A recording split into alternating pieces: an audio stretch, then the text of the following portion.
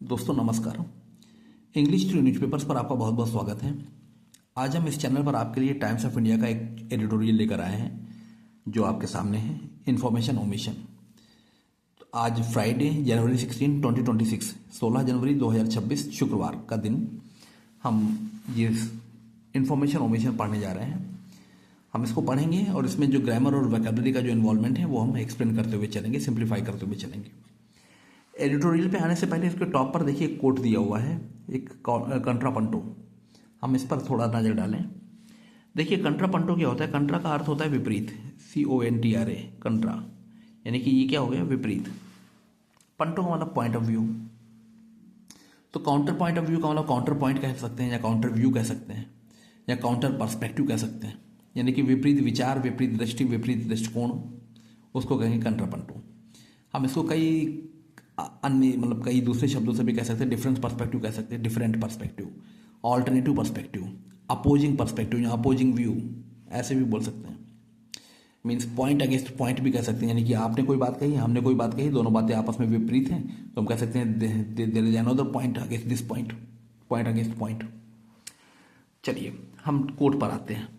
देखिए ये coat interesting है और इससे राइम करता हुआ, यानी कि जो टॉपिक है हमारा उससे मैच करता हुआ है। नजर डालिए जरा। Transparency is not about restoring trust in institutions. Transparency is the politics of managing mistrust. ये कह रहा है कि transparency is not about restoring trust. Restore देखिए वर्ब होती है, रिस्टोर करना यानी कि पुनः स्थापित करना। जैसे कोई चीज़, जैसे हम वाटर स्टोर करते हैं, तो स्टोर करना यानी कि क्या कहते हैं कि इकट्ठा करके रखना। अब रिस्टोर करना का मतलब कोई चीज़ जैसे पहले से थी वो हट गई, अब फिर उसको पहले की तरह ला के रखना, इसको रिस्टोर करना। जैसे नॉर्मल सी रिस्टोर की जाती है, जैसे सामान्य स्थिति यथासंभव बनी हुई है, यहाँ पे किसी शहर में सामान्य स्थिति बनी है, वो नॉर्मल सी है। किसी दंगे या किसी लड़ाई झगड़े की वजह से वहाँ पे कुछ क्या कहते हैं उथल पुथल हो गई, टर्बुलेंस हो गई, और उसके बाद फिर एडमिनिस्ट्रेशन स्टेप मतलब इंटरवीन करें, हस्तक्षेप करे और फिर नॉर्मल सी रिस्टोर कर दे, तो इसका मतलब जो सामान्य स्थिति थी वो पुनः बहाल कर दी गई, पहले की तरह कर दी गई, तो उसे रिस्टोर करना कहते हैं। कोई चीज़ दोबारा लाकर उस जगह पर रख देना, रिस्टोर करना। तो इनका कहना है कि transparency is not about restoring trust in institutions. नहीं कि ट्रांसपेरेंसी आज के समय में, खासकर ये बात जो लागू हो रही है, आज के परिवेश में लागू हो रही है, वो संस्थानों में लोगों का विश्वास पुनः स्थापित करने के लिए नहीं है, बल्कि क्या है? Transparency is the politics of managing mistrust. बल्कि आज के समय में जो ट्रांसपेरेंसी है यानी कि पारदर्शिता है, वो जो अविश्वास है लोगों का उसको मैनेज करना, उसको हैंडल करने का काम हो गया है।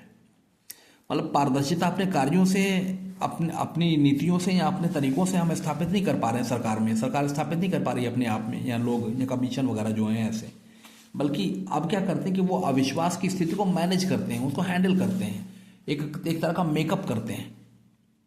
प्रिटेंशन ज़्यादा है, प्रिटेंशन का मतलब बहानेबाजी ज़्यादा है, और वास्तविक जो है, वास्तविक पारदर्शिता जो है वो कम है। इसी पर इसने जोर दिया है। हम आगे चलते हैं। Information omission.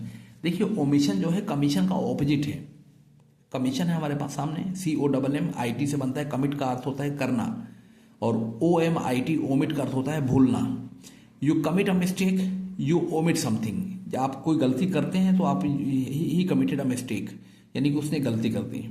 अगर आप यहाँ मान लीजिए, हम यहाँ कोई वाक्य लिख रहे हैं और उसमें हमने कहीं कोई छोटी सी बात, यानी कोई मान लीजिए कोई एक अक्षर हम ओमिट कर देते हैं, मान लीजिए हमने एक L ओमिट कर दिया या S ओमिट कर दिया, तो इसका मतलब ये होगा कि हमें वहाँ पे L लिखना चाहिए था, हमने नहीं लिखा, या S लिखना चाहिए था, हमने नहीं लिखा। तो ओमिट से यानी कि ओमिशन बना है, इन्फॉर्मेशन ओमिशन। अच्छा हमारे यहाँ क्या है? हमारे यहाँ इन्फॉर्मेशन कमीशन है, यानी कि सूचना आयोग है। और अभिप्राय क्या है, उद्देश्य क्या है उसका? सूचना देना। तो अब सूचना आयोग का काम है सूचना देना। अगर वो सूचना ना दे या टेढ़ी मेढ़ी बात करके सूचना की मांगी गई सूचना को रद्द कर दे, मतलब बात को सूचना ना दे, कुछ बहानेबाजी कर दे, तो इसका मतलब क्या हुआ? यानी कि जो सूचना आयोग की जिस भावना से स्थापित किया गया था वो तो पूरी तरह से विफल रही। यानी कि सूचना आयोग हमने स्थापित किया था सरकार ने कि सूचना देगा, और सूचना आयोग अब सरकार के लिए मतलब क्या कहते हैं सीक्रेसी मेंटेन कर रहा है, तो वो सूचना देने का उसको यानी कि उसकी स्थापना का उद्देश्य तो विफल हो गया ना, वही बात कह रहा है। तो इन्फॉर्मेशन ओमिशन ये इन्होंने लिखा है, एक तरह का ये यानी कि एक तरह का तंज है सरकार पे। India needs more transparency, for that CIC and other information commission must cooperate. Bharat को चाहिए और अधिक पारदर्शिता, मोर ट्रांसपेरेंसी। फॉर दैट, इसके लिए CIC chief information commission and other information commission must cooperate, यानी कि जो मुख्य सूचना आयुक्त हैं वो और अन्य जो सूचना आयुक्त हैं वे चीफ के अतिरिक्त, दे मस्ट कोऑपरेट, उनको सहयोग देना चाहिए, they must come to help. आगे चलते हैं। Ask not why Indian Railway charges you what it does. मत पूछो, आस्क नॉट मतलब जैसे ये मत पूछो उनसे, ये मत पूछो उनसे का मतलब हम कहते हैं ना कि ये मत पूछो। Ask not why Indian Railway charges you what it does. ये मत पूछो कि भारतीय रेल जो तुमसे चार्ज कर रहा है, यानी कि जो खर्च ले रहा है कि टिकट के बदले में जो पेमेंट ले रहा है वो क्यों ले रहा है, मतलब उतना क्यों ले रहा है। That is the message Central Information Commission, a body set up to ensure smoother and greater access to information, has sent across the public through a recent order. ये संदेश है, दैट इज द मैसेज, ये संदेश है जो कि central Information commission, यानी कि सेंट्रल इंफॉर्मेशन कमीशन जो है अ बॉडी, यानी कि एक बॉडी है, यानी कि एक आयोग है जो सेटअप किया गया है, जो कि एस्टेब्लिश किया गया है टू इंश्योर, सुनिश्चित करने के लिए smoother and greater access. Smoother का मतलब सुगमता से, अधिक सुगमता से, ग्रेटर का मतलब और ज्यादा मात्रा में, एक्सेस का मतलब पहुंच हो गया, टू इंफॉर्मेशन, सूचना को मिले। यानी कि ये एक बॉडी जो जिसको स्थापित किया गया है ये सुनिश्चित करने के लिए कि अधिक सूचना और अधिक सरलता से लोगों तक पहुंचे। हैज सेंट अक्रॉस, यानी कि has sent across to the public, यानी कि उन्होंने ये मैसेज सेंड किया है, यानी कि भेजा है जनता को थ्रू अ रिसेंट ऑर्डर, एक अभी हाल ही के एक आदेश के द्वारा। कैसा मैसेज कि आस्क नॉट, कि मत पूछो, Y Indian Railway charges you, कि इंडियन रेलवे तुमसे जो चार्ज कर रहा है वो क्यों कर रहा है, व्हाट इट डज। ये बात समझ में आई। मतलब आप ये मत पूछिए कि इंडियन रेलवे का अगर फेयर मान लो यहाँ से मुंबई से दिल्ली का अगर मान लो 1000 रुपये है, तो ये मत पूछिए कि इंडियन रेलवे का फेयर 1000 रुपये क्यों है। मैं एक उदाहरण दे रहा हूँ, मतलब मानने के लिए, केवल मुझे नहीं पता क्या है रेट मुंबई से वो दिल्ली का। अगर वो 1000 चार्ज कर रहा है तो आपने पूछा अगर इंडियन रेलवे से कि भाई आप यहाँ से किलोमीटर वाइज यहाँ क्या आपका मतलब रेट क्या है, तो वो आपको सूचना नहीं दे रहा है, यानी कि इन्फॉर्मेशन कमीशन RTI दाखिल करने में ये सूचना नहीं मिल रही है आपको यहाँ आज के समय में।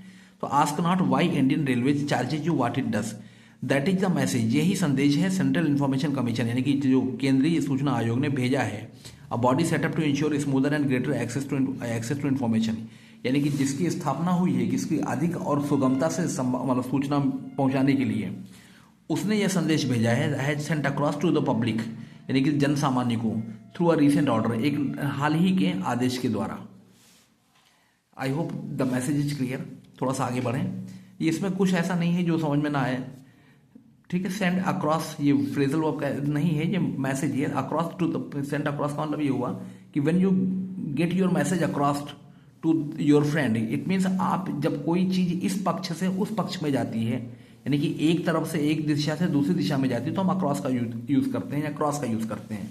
रोड को जैसे आप पार करते हैं ना, you go across to other side, तो वही कह रहा है। अब सूचना कहाँ से आ रही है, सूचना मान लो ये सरकार का पक्ष है और ये हमारा जनता का पक्ष है, तो सरकार के पक्ष से जनता के पक्ष में आ रही है ना, तो ये अक्रॉस हो गया यहाँ पे। तो this is the message that CIC has sent across to the public, यानी कि सरकार ने अपनी ओर से पब्लिक को दिया है ये संदेश थ्रू अ रिसेंट ऑर्डर, एक इस आदेश के द्वारा। आगे बढ़ते हैं। द एप्लीकेंट, एप्लीकेंट का मतलब ये कि जो जिसने सूचना मांगी थी, applicant in the case wanted to know how railways fixes passenger fares for different categories, यानी कि उसने एप्लीकेंट ने ये जानना चाहता है, in the case wanted to know, जानना चाहता हाउ रेलवेज, कि रेलवे डिपार्टमेंट फिक्सेस, मतलब फिक्सेस का मतलब decides passenger fares for different categories. Passenger का जो फेयर है, फेयर FAR यहाँ पे किराया है। देखो FAIR जो होता है, FAIR वो फेयर का दूसरा हो जाता है। एज ए फेयर तो वो हो गया, फेयर का मतलब क्या होता है, रीजनेबल, एज एडजेक्टिव, और फेयर जो एज नाउन मेला हो जाएगा, ठीक है, बुक फेयर वगैरह जैसा। तो और जबकि यहाँ जो फेयर आया है वो FARE है। FARE यानी कि ये जो फेयर है ये वर्ब है एक, तो यानी कि एक और नाउन भी है। तो आपने अगर किसी एग्जाम में अच्छा किया तो हम कहेंगे you fared well in this exam, तो FARED हो जाएगा, FARED you fared well in this exam, ठीक है।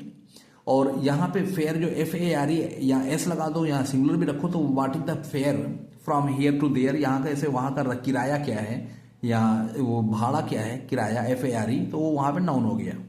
तो यही कह रहा है कि how he wanted to know, the applicant in the case wanted to know how railways fixes decides passenger fares for different categories, मतलब अलग अलग श्रेणियों के लिए रेलवे कैसे पैसे किराया तय करती है अंडर डिफरेंट कंडीशंस, अलग अलग स्थितियों में, सच है तत्काल, जैसे कि तत्काल में क्यों ऐसा कितना इतना क्यों लेती है, और सामान्य रूप से जो टिकट है उसका रेट कम होता है, उसमें ऐसा क्यों है। तो ये सब कुछ अलग अलग कैटेगरीज हैं, अलग अलग स्थितियों में उसने पूछा कि आपका किराया आप कैसे तय करते हैं, मतलब उनका मोड, उसने पूछा कि मेथड जो है आपका क्या है। तो वही आफ्टर अ 2 ईयर वेट, अब देखो इंतजार, देखो 2 सालों का इंतजार, आफ्टर अ 2 ईयर, यानी कि जो एप्लीकेशन जो उसने जो दी थी राइट टू इन्फॉर्मेशन के तहत, वो पहले 2 साल पहले दी थी, और 2 साल के इंतजार के बाद the application has been dismissed, यानी कि जो उसकी एप्लीकेशन थी वो उसको डिसमिस कर दिया गया, यानी कि खारिज कर दिया गया, स्क्रैप कर दिया गया, ऑन द ग्राउंड्स, इस आधार पर, दैट इट सीक्स, कि वो चाह रहा है, कि वो यानी कि एप्लीकेशन ये चाह मांग रही है ट्रेड सीक्रेट इंटेलेक्चुअल प्रॉपर्टी, यानी कि वो ट्रेड सीक्रेट, यानी कि व्यवसाय का क्या है, सीक्रेट है, मतलब व्यवसाय का सूत्र है, गोपनीय सूत्र है, इंटेलेक्चुअल प्रॉपर्टी, यानी कि वो इंटेलेक्चुअल प्रॉपर्टी है। इंटेलेक्चुअल प्रॉपर्टी हम किसे कहते हैं, इंटेलेक्चुअल प्रॉपर्टी, अब जैसे कोई ऑथर है तो उसने कोई किताब लिखी, वो उसकी इंटेलेक्चुअल प्रॉपर्टी हो गई। मान लीजिए मैंने कोई ऐप डिज़ाइन किया या मैंने कुछ डिज़ाइन किया और मैंने अपनी ओर से इंडिविजुअल कैपेसिटी में उसको सर्कुलेट किया या चलाया, सक्सेसफुल बनाया, और हमसे कोई उसका सीक्रेट पूछे तो हम ये कहेंगे ये इंटेलेक्चुअल प्रॉपर्टी है, ये मेरी अपनी प्रॉपर्टी। इंटेलेक्चुअल का मतलब मैंने अपने इंटेलेक्ट का, अपनी बुद्धि का उपयोग करके उसको बनाया। तो वही कह रहा है कि after a 2 year wait the application has been dismissed on the grounds that it seeks trade secret intellectual property, यानी कि 2 साल के इंतजार के बाद उसकी एप्लीकेशन को रद्द कर दिया गया, स्क्रैप कर दिया गया, इस आधार पर कि ये जो आपकी एप्लीकेशन है ये मांग रही है, it wants to know trade secret, यानी कि जो व्यवसाय का जो सीक्रेट है, सीक्रेट को क्या कहेंगे, राज, गोपनीय राज, इंटेलेक्चुअल प्रॉपर्टी, ठीक है। अब पॉइंट टेकन, चलो हम मान लेते हैं, पॉइंट टेकन का मतलब चलो आई एक्सेप्ट इट, ठीक है, आई ग्रांट यू कहते हैं ना, grant you, I grant it, तो मैं इसको चलो मान लेते हैं कि हाँ ये ट्रेड सीक्रेट है। आगे बताओ फिर क्या है, trade secrets should be kept secret, यानी कि ट्रेड सीक्रेट्स तो सीक्रेट रखने चाहिए भाई। कोई आदमी अपना व्यवसाय चला रहा है और उसका व्यवसाय सफल है और उससे पूछेगा भाई तुम क्यों इतना, कैसे इतना सफल व्यवसाय कर सकते हो, तो वो तो बताने वाला तो रहेगा नहीं, बताएगा तो है नहीं वो कि मेरा व्यवसाय क्यों इतना सफल है। अगर वो सबको अपनी बात बता देगा तो सब वैसे ही सफल हो जाएंगे, फिर उसका बिजनेस सफर करेगा। तो trade secrets should be kept secret, यानी कि व्यवसाय के जो सीक्रेट्स हैं, यानी कि राज हैं, गोपनीय सूत्र हैं, जो वो सीक्रेट रखने चाहिए, यानी कि गोपनीय रखने चाहिए।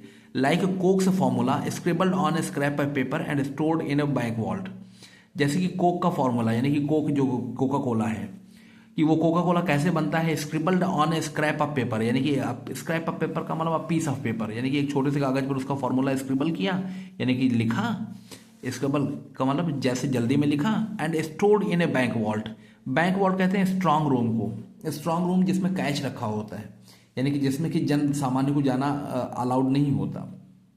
हर बैंक में होता है, बड़े खासकर मेन ब्रांचेज में तो होता ही होता है। अब छोटे मोटे मतलब जो एक दो कमरे के जो बैंक खुले हों वो बात अलग है, छोटा सा कोई ब्रांच हो वहाँ ना हो स्ट्रांग रूम, लेकिन मेन ब्रांचेज में तो स्ट्रांग रूम होता है जहाँ पे कैश रखा जाता है।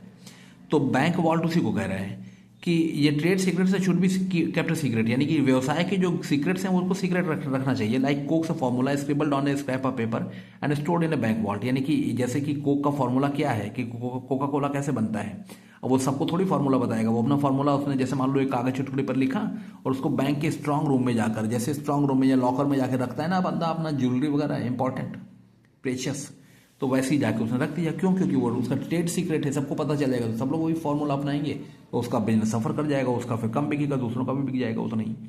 You don't want rivals to get hold of them and launch copy cat versions, यानी कि आप नहीं चाहते कि आपके प्रतिद्वंदी rivals means competitors to get hold of them, to get that formula that you have secretly kept to yourself, यानी कि जो आपने अपने तक रखा है चुपचाप। You don't want your rivals to get hold of them and launch copy cat version, copy cat करते हैं इमिटेशन वर्जन, यानी कि इमिटेटेड वर्जन जो है उसका नकल, कॉपी कैट बिल्कुल वही होता है जो जैसे तैसे नकल उतार देना। उसे कॉपी कैट वर्जन्स, वर्जन्स का मतलब होता है उसके संस्करण कह सकते हैं हिंदी में, ठीक है। एब्सोल्युटली बिल्कुल सही है। But who are railways competitors, लेकिन सवाल तो ये होता है कि भाई अगर एक यानी कि कोई कंपनी ऐसा कहे या बिजनेस कर रही है या कोई बिजनेस ऐसा कहे तो हम मान सकते हैं कि हाँ उसके प्रतिद्वंदी हैं, जैसे कोक का पेप्सी मान लो, या फिर कुछ और है, लिम्स का है, थम्स अप है, माजा है, जाने कितने ऐसे ब्रांड आते हैं, तो एक दूसरे के हम प्रतिद्वंदी मान सकते हैं उनको, they are competitors, they are rivals. लेकिन यहाँ पर रेलवे का कंपटीटर कौन बैठा है? अब रेलवे तो सरकार का स्टेट ओन्ड वो है, एंटरप्राइज है, उसमें कैसा कंपटीशन है, उसमें कैसा ट्रेड सीक्रेट है? अगर बताता भी है तो उसमें उसको कौन दूसरा कोई रेलवे चलाने वाला जा रहा है देश में? Absolutely. But who are railways competitors, लेकिन रेलवेज के कॉम्पिटिटर्स कौन है? समझ में आ रहा है कि रेलवे के प्रतियोगी प्रतिद्वंदी कौन है? Whether you board a train in Jammu, Chennai, Guwahati और Kutch, you are riding the same state owned monopoly. यानी कि आप भले चाहे जम्मू में ट्रेन में बैठे, चाहे चेन्नई में बैठे, चाहे गुवाहाटी में बैठे, चाहे कच्छ में बैठे, you are riding means you are boarding the same state owned monopoly, यानी कि जो एकाधिकार की जो प्रणाली है आप उसी, यानी कि स्टेट राज्य के जो एकाधिकार का जो सिस्टम है आप उसी पर तो चढ़ रहे हैं। और वो जम्मू में भी वही है, कच्छ में भी वही है, चेन्नई में भी वही है, तिरुवनंतपुरम में भी वही है, हर जगह वही है। क्योंकि पूरे भारत भूखंड पे तो रेलवेज तो एक ही हुआ ना, एंटिटी तो एक ही हुई उसकी। तो whether you board a train in Jammu, Chennai, Guwahati और Kutch, you are riding the same state owned monopoly. Unless का प्रयोग देखो हम क्या करते हैं, एक नकारात्मक शर्त के लिए ऐसा रखते हैं अनलेस का प्रयोग। और एक और बात की, जो जहां पर अनलेस आता है तो अनलेस वाली क्लॉज में नॉट नहीं होता, क्योंकि अन का अर्थ ही नेगेटिव होता है। उसके बाद मेन क्लॉज में नॉट हो सकता है, लेकिन अनलेस जहां पे अन आया है ना, अनलेस वाली फ्रेज में नॉट नहीं हो सकता, उसके आगे हो सकता है। देखो, unless you are thinking about the Tejas Express run by IRCTC which is also under the railway ministry, hence owned by the people of India.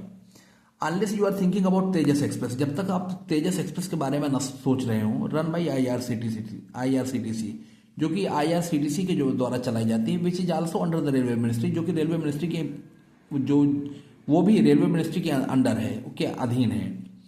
Hence इस प्रकार, in this way, owned by the people of India, लोगों के द्वारा, यानी कि उसका स्वामित्व रखा जाता है, यानी कि लोग जिसके स्वामी लोग हैं, ये ऐसे कह सकते हैं। So what business risk does railway run, तो what business risk does railway run, यानी कि to run the risk of एक फ्रेज होती है, आप जानते कि नहीं जानते?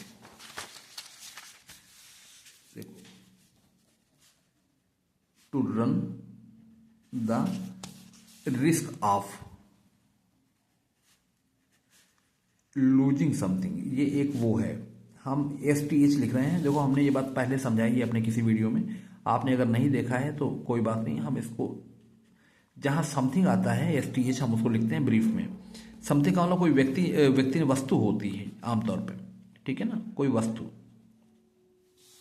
और SB हम कब लिखते हैं, जब जहां पे कोई व्यक्ति यानी कि कोई पर्सन इन्वॉल्व होता है। पर्सन क्यों नहीं लिखते? पर्सन के साथ हमें आ पर्सन लिखना पड़ेगा, है ना, आर्टिकल के लिए, क्योंकि आर्टिकल आएगा सिंगुलर काउंटेबल नाउन हो गया। और somebody क्या है, ये इंडेफिनिट प्रोनाउन है, इंडेफिनिट प्रोनाउन में हमें कुछ लिखने की जरूरत नहीं पड़ेगी, इसलिए हम somebody लिखते हैं, समझ गए, वरना हम ये आ पर्सन भी लिख देते हैं। चलो, तो अब यहाँ पे मैं ये फ्रेजल जो एक तरह का फ्रेज है वो समझा रहा हूँ। To run the risk of losing something, यानी कि जैसे अगर हम ये कहेंगे if you do this you run the risk of losing your credibility, अगर तुम ऐसा करते हो तो तुम अपनी विश्वसनीयता खोने का क्या कहते हैं कि जोखिम उठाते हो। Run the risk of losing your credibility, ये फ्रेज है। फ्रेज का मतलब फिक्स्ड सेट है जो कि अक्सर आता है। तो अब यहाँ पे इन्होंने क्या किया है, इस फ्रेज में रिस्क जो है पहले लिखा है और रन बाद में लिखा है। रन इधर आया है और रिस्क जो है पहले इधर लिखा है, समझ गए। रिस्क को पहले यूज किया है, प्रश्न बनाया है ना इस, और रन को बाद में लिखा है कि what risk does the railway run, यानी कि रेलवे को क्या खतरा है, ये सवाल है, ठीक है। तो कहने का अभिप्राय ये है कि देखो, जो क्या कहते हैं कि मेन पॉइंट है, यानी कि जो मुख्य बात है, वो फ्रेज तो वही है, बस ये है कि भाई सब्जेक्ट पहले आ गया, रिस्क को सब्जेक्ट बन गया, रन वर्ब हो गई तो रन को बाद में लाया। What risk does the railway run, ये सवाल दिया है इन्होंने। What risk does the railway RAIL, ठीक है, हम पूरा नहीं लिख रहे हैं, रन साइन ऑफ इंट्रोगेशन, ऐसा सवाल किया है कि what risk does the railway run, और सही भी है 100%, ठीक है। हम यहाँ देखते हैं क्या है। हाँ, तो unless you are thinking about, यहाँ तक होगा ना, unless you are thinking about Tejas Express run by IRCTC which is also under the railway ministry, hence owned by, hence का मतलब इस प्रकार, in this way, owned by the people of India, लोगों के द्वारा उसका स्वामित्व रखा जाता है जिसके स्वामी लोग हैं। Run by disclosing how it calculates the fare for say the lower आई। अच्छा, ये आगे चले गए हम, ठीक है। हाँ, तो वे यहाँ पे whether you board a train in Jammu, Chennai, Guwahati और Kutch, you are riding the same state owned monopoly, unless you are thinking about Tejas Express. ये हो गया, कहाँ चला गया ये sentence?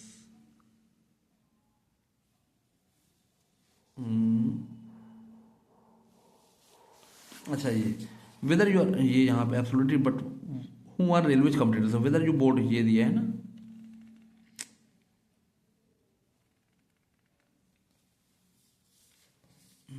We are not surprise that railways. चलिए आगे कहीं मिलेगा तो बताते हैं फिर।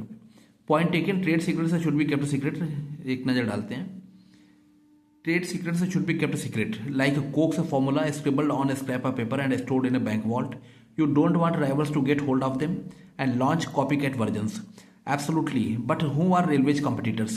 Whether you board a train in Jammu, Chennai, Guwahati or Kutch, you are riding the same state-owned monopoly. Unless you are thinking about Tejas Express run by IRCTC, which is also under the Railway Ministry, hence owned by the people of India. So what business risk does? हाँ, ये आया यहाँ पे। So what business risk does railway run? अब देखो, risk पहले subject बना दिया, व्हाट बिजनेस रिस्क, यानी कि व्यवसाय के कौन से ऐसे जोखिम है जो कि रेलवे उठाएगा, by disclosing how it calculates the fare, यानी कि ये डिस्क्लोज करके, यानी कि डिस्क्लोज करके मतलब रिवील करके, how it calculates the fare for say the lower aisle side berth और in second AC coach of Paschim Express, यानी कि वो ये डिस्क्लोज करके उसको कौन सा ऐसा जोखिम, मतलब जोखिम आ जाएगा उसके ऊपर कि वो ये तय कर देगा, ये बता देगा कि मैं लोअर, मतलब कि रेलवे लोअर आइल साइड का मतलब जो आइल होता है ना, जैसे समझ लो, जैसे मान लो ये, हाँ ये अच्छा ही तो दिया है, मान लीजिए ये एक क्या है, सीटिंग अरेंजमेंट है, ये भी सीटिंग अरेंजमेंट है, ये बीच में जो पैसेज है, पैसेज का मतलब आने जाने का जो रास्ता बना देते हैं, इसको आइल कहते हैं, AISLE। ये जो S होता है आइल का, वो साइलेंट होता है, ध्यान रखना। आइल का पढ़ेंगे, AILE पढ़ेंगे, ये साइलेंट होगा यहाँ पे। इसका मतलब होता है गैलरी वाला।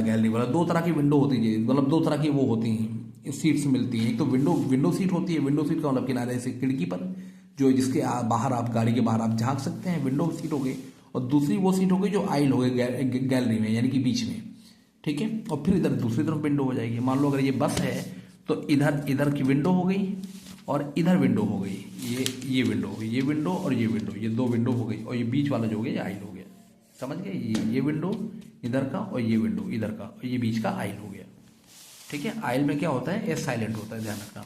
तो वही बता रहे हैं कि what business risk does railway run by disclosing how it calculates, कि वो कैसे कैलकुलेट करता है द फेयर फॉर, यानी कि किराया किसके लिए, the lower aisle side berth, यानी कि किनारे, मतलब गली की और जो सड़क वो लोग सीट है उसका किराया, in a second AC coach of the Paschim Express, यानी कि aisle side berth in a second AC coach of Paschim Express, Paschim Express के सेकेंड AC कोच में कैसे तय करता है।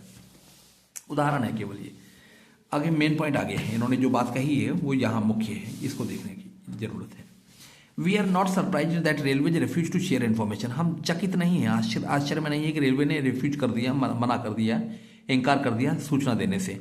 It is a government body, ये एक सरकारी तंत्र है, सरकारी बॉडी है। Raised on the official secrets act, यानी कि जो कि खड़ी की गई है, यानी कि बनाई गई है ऑफिशियल सीक्रेट्स एक्ट के तहत। बट फॉर CIC, लेकिन CIC जो ये है, सेंट्रल इंफॉर्मेशन कमीशन है, two by its logic is odd, यानी कि CIC के लिए, but for CIC two by its logic is odd, यानी कि ये लॉजिक, यानी कि एक मान लेना, ये तर्क मान लेना, ये ऑड है, स्ट्रेंज है। ऑड का मतलब यहाँ स्ट्रेंज, मतलब अजीब है, ठीक है, मतलब इनडिजिस्टिबल, यानी कि जिसको कि हम पचा नहीं पा रहे हैं।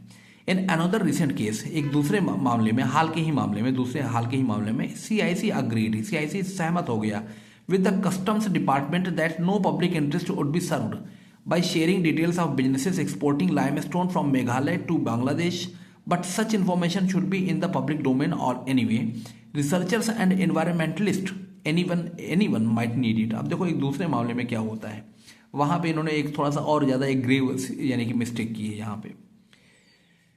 It is a government body raised on the official secrets act but for the CIC two by its logic is odd, यानी कि CIC के लिए ये तर्क मान लेना ये थोड़ा सा स्ट्रेंज है, अजीब है। इन अनदर रीसेंट केस, एक दूसरे अन्य मामले में हाल ही के CIC अग्रीड, CIC सहमत हो गया विद द कस्टम्स डिपार्टमेंट, यानी कि कस्टम्स के डिपार्टमेंट से सहमत हो गया that no public interest would be served, कि इससे कोई जनता का भला नहीं होगा, किससे, by sharing details of businesses, यानी कि इस व्यवसाय की मतलब ये डिटेल्स जो है बताने से, बांटने से, businesses exporting limestone from Meghalaya to Bangladesh, यानी कि लाइमस्टोन जो चूना पत्थर है मेघालय से बांग्लादेश को जो भेजा जा रहा है उसके बिजनेस की डिटेल्स को पब्लिक के साथ शेयर करने से किसी का कोई भला नहीं होगा, मतलब ये कह रहा है कौन, CIC कह रहा है। तो ये एक घटना जो है यानी कि ये जो तर्क है ये थोड़ा सा अजीब है।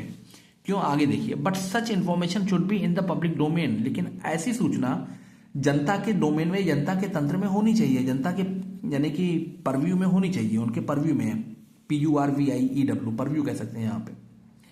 एनीवे रिसर्चर्स यानी कि जो शोध करने वाले हैं, एनवायरमेंटलिस्ट पर्यावरणविद जो हैं वे, एनीवन माइट नीड इट, यानी कि जो शोध करने वाले विद्यार्थी या छात्र हैं लोग, वे उनको जरूरत पड़ सकती है, जो पर्यावरणविद हैं उनको जरूरत पड़ सकती है, पर्यावरण के बारे में जो जानकारी रखते हैं या उनके बारे में हिसाब किताब जो समझते हैं, उसके पारिस्थितिकी संतुलन के बारे में जो समझते हैं। 20 ईयर्स अगो, 20 साल पहले RTI वाज ब्रॉट, RTI को लाया गया था टू इंक्रीज ट्रांसपेरेंसी, ये कि पारदर्शिता बढ़ाने के लिए इन गवर्नेंस सरकार में, and CIC's job was to be its guardian, और CIC का जो काम था वो उसका संरक्षक बनना था। गार्डियन का मतलब संरक्षक होता है, हेड, ठीक है, हेड, फैमिली हेड कह सकते हैं ना। CIC's job was to be its guardian. Back in 2017, 2017 में पीछे जा चलते हैं, it sided with an applicant who wanted government to reveal why it had agreed to Russia's hiked bill for aircraft carrier INS Vikramaditya, formerly Gorshkov यानी कि Russian name है ये। देखिए 2017 में एक नई घटना बता रहे हैं। Next, it sided with an applicant, यानी कि एक एप्लीकेंट के साथ हो गया, उसका पक्ष ले लिया। It favoured an applicant who wanted, government जो सरकार से चाहता था, क्या चाहता था, टू रिवील, ये स्पष्ट करे, disclose, why it had agreed to Russia, यानी कि वो रशिया से कैसे सहमत हो गया। Russia's hiked bill, hiked bill का मतलब महंगे, यानी कि hiked bill for aircraft carrier INS Vikramaditya, यानी कि INS विक्रमादित्य का जो करियर था, जो एयरक्राफ्ट करियर था, उसके मतलब बढ़े हुए दाम पर कैसे सहमत हो गया। हाइक्ड बिल का मतलब, बिल का यहाँ मतलब क्या होता है, जैसे हमारा बिल बना दीजिए, तो बिल बना दीजिए का मतलब ये होता है जो वाउचर होता है पेमेंट का, उसकी बात कर रहा है। ये बिल वो सरकार, यानी कि जो बिल संसद में पेश हुआ वो बिल नहीं है, ये बिल जो है इन रिटर्न फॉर पेमेंट जो होता है, जैसे हमको कोई सामान हमने कोई खरीदा, उसके बदले में जो हमें पे करना है, तो वो हम एक तरह की लिस्ट वो हमें देगा, उस लिस्ट पे वो प्राइस लिस्ट, यानी कि उस पर जो प्राइस लिस्ट होगी उसी को हम बिल कहते हैं।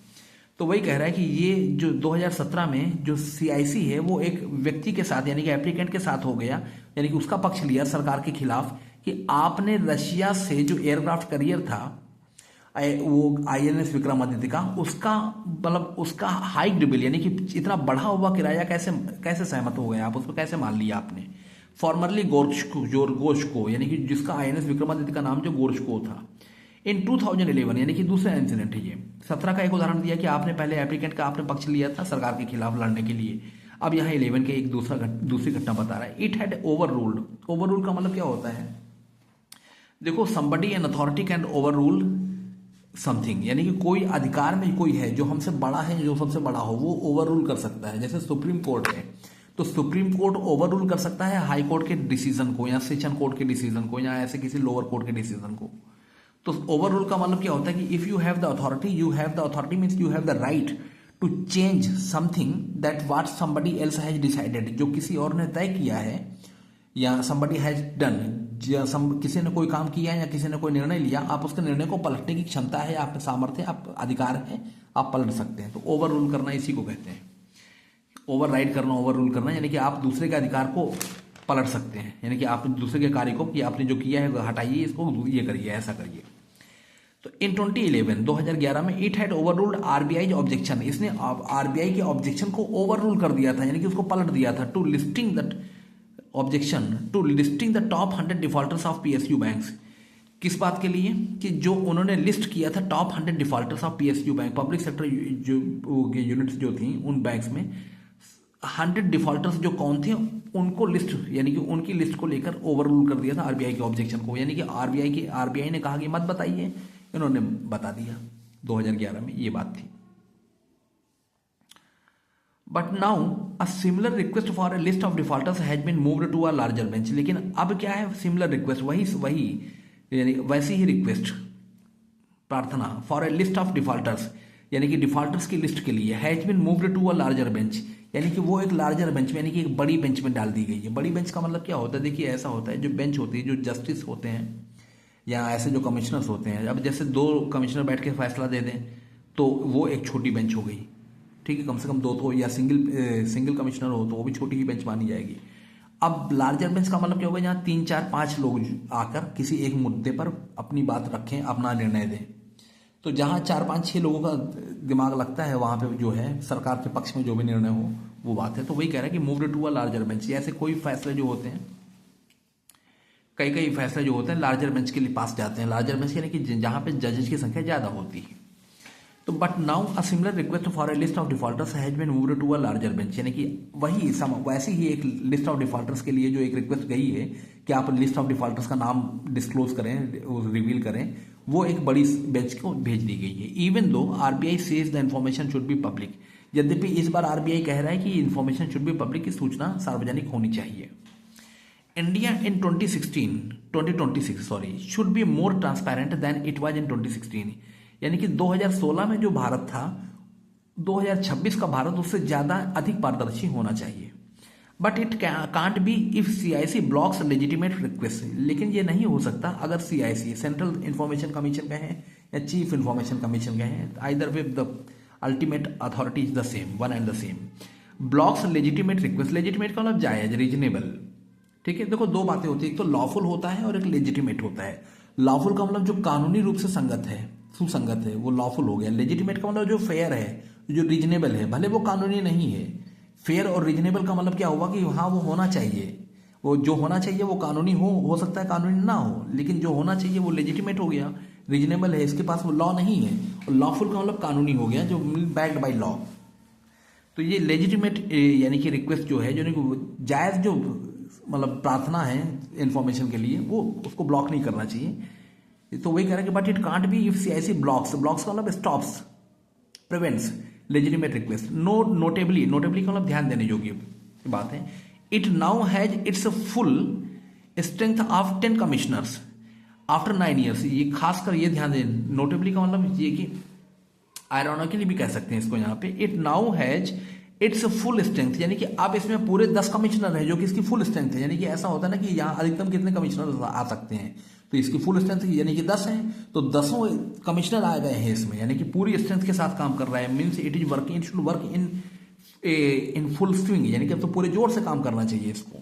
Notably it now has its full strength of 10 commissioners after 9 years, यानी कि 9 सालों के बाद ऐसा हुआ है कि पूरे 10 कमिश्नर इसको मिले हैं सीआईसी को इस बार। But it has a backlog of over 32,000 cases, लेकिन इसके पास बैकलॉग है। बैकलॉग किसे कहते हैं? बैकलॉग का मतलब ये होता है कि accumulated workload of the past, यानी कि जो बीते समय में जो काम आपको कर लेना चाहिए था वो आपने नहीं किया, वो सब एक्यूमुलेटेड हो गया, कलेक्टिव हो गया, और वही वर्कलोड है आप पास्ट का है, बीते समय का, आज का नहीं है। अब अगर वो बीते समय का वर्कलोड है उसको आप करेंगे तो फिर आज का काम आपका ठहर जाएगा, फिर जो आज का काम है बीते हुए समय, आगे आने वाले समय में ये बैकलॉग बन जाएगा। तो वही कह रहा है। But now a similar but it can't be if CIC blocks legitimate request. Notably it now has its full strength of 10 commissioners after 9 years, यानी कि 9 सालों के बाद इसको पूरे 10 कमिश्नर्स मिले हैं। But it has a backlog of over 32,000 cases 32,000 cases का बैकलॉग है, यानी कितने केसेस पेंडिंग है, किसके, कहां पे? सीआईसी के पास।